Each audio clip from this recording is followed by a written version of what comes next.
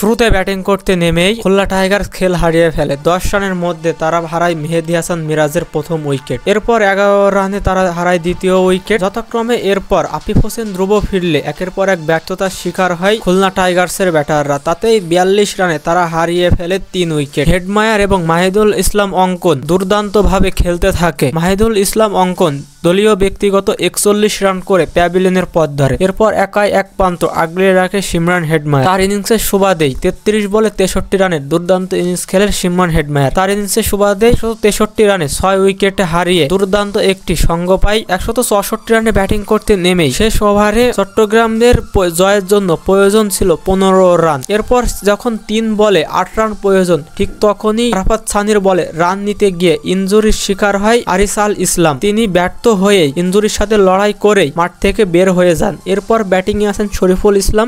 Shariful Islam batting এ এসেই চমক দেখান। তিনি দৃষ্টিনন্দন এবং একটি 4 হাঁকান। 4 হাঁকানোর পরেই শেষ 2 বলে যখন 4 রান প্রয়োজন, এমন সময় শরীফুল ইসলাম আউট হয়ে যায়। আবারও ব্যাটিং প্রান্তে চলে আসেন আরিসাল ইসলাম এবং আরিসাল ইসলাম ব্যাটিং এ এসেই দুর্দান্তভাবে 4 হাঁকায় এবং দুর্দান্তভাবে জয় তুলে নিয়ে এবারের আসরে ফরচুন বরিশালের সঙ্গী হয়েছে ফাইনালে চট্টগ্রাম দল। এবং এই দুইটা ছবি এক করে ফিফোর ফ্যাফ এদের ফেসবুক পেজে একটি ছবি পোস্ট করে লিখেছেন, ইয়াশা সাগরের রূপ দেখে দুর্বল হয়ে গেছে সুন্দরবনের বাঘেরা। তাতে বিনোদন প্রকাশ করছে ক্রিকেট প্রেমিকদের মধ্যে।